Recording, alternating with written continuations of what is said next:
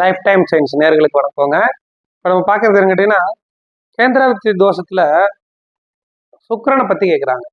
சுக்கிரன் வந்து கேந்திராவித்தி தோஷத்துக்கு வருவாரா அப்படிங்கிறது. ஏற்கனவே நாங்கள் சொல்லியிருந்தோம், குரு புதனுக்கு மட்டும்தான் அந்த கேந்திராவித்தி தோஷம் சொல்லியிருந்தோம். ஆனா இப்போ வந்து என்னன்னா சுக்கிரனுக்கு இருக்கா அப்படிங்கிறத ஒருத்தர் கேட்டிருந்தாரு. இப்போ சுக்கிரனுக்கு பார்த்தீங்கன்னா மேஷ லக்னத்துக்கு 2-7 குடையவரா வருவாங்க. 2-7 குடையவரா வந்து 7ஆம் இடத்துல இருந்தா அது தோஷங்க. 2ல இருந்தா கிடையாதுங்க. மற்ற எந்த லக்னமா இருந்தாலும் சுக்கிரன் 7ல இருந்தா அது தோஷம் கிடையாது. இப்போ அதுக்குண்டான சார்ட் நம்பரை காட்டுறேன் பாருங்க. பார்த்துக்கோங்க. மேஷ லக்னங்க.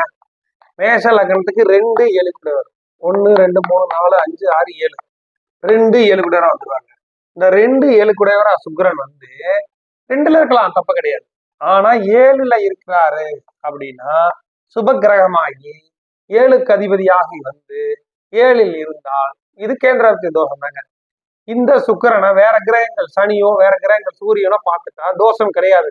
ஆனா மற்றவங்க மற்றதுல ஒருத்தர் கேட்டிருக்காரு, எனக்கு வந்து சிம்ம லக்னங்க, சுக்கிரன் இங்க இருக்கிறாருங்க, அதுக்கு அடுத்தபடியா இங்க வந்து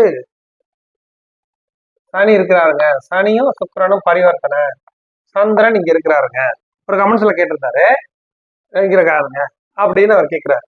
இந்த சுக்கிரன் பரிவர்த்தனை அடைஞ்சு 10க்கு வர்றாரு, இது கேந்திரத்துக்கு தானே வர்றாரு அப்படிங்கிறப்ப இது தோஷமான இது தோஷம் கிடையாது.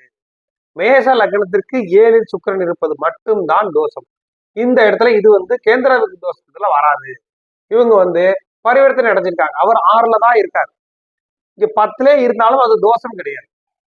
மேஷ லக்னத்திற்கு 7ல் சுக்கிரன் இருந்தால் மட்டுமே தோஷம். இது எங்க வந்து மாறி உட்கார்ந்து இருந்தாலும் கேந்திராவித்தி தோஷத்துக்கு வராது. கேந்திரத்தில் இருப்பதாகத்தான் பொருள் எடுத்து. இப்ப பாத்தீங்கன்னா அவர் கேட்டிருக்காரு, சுக்கிரன் சனி பரிவர்த்தனைங்க, இது தோஷமான்னு கேட்டிருக்காரு. அது தோஷம் கிடையாது. அவர் 6ல இருக்காரு, ரொம்ப நல்லது. ஏன்னா இந்த லக்னத்துக்கு கெட்டவரா வந்துருவாரு சுக்கிரன். அவர் 6ல இருந்து திசை நடத்தினா சூப்பரா இருக்கும். ஏன்னா இந்த 10ஆம் வீட்டுக்கு கேந்திரத்துல வந்துருவார். அதனால சுக்கிரனுக்கு எப்பவுமே மேஷத்துக்கு 7ல் சுக்கிரன் இருப்பது மட்டுமே கேந்திராதிபதி தோஷம். அதுவும் பாபகிரகம் பார்த்தா கிடையாது.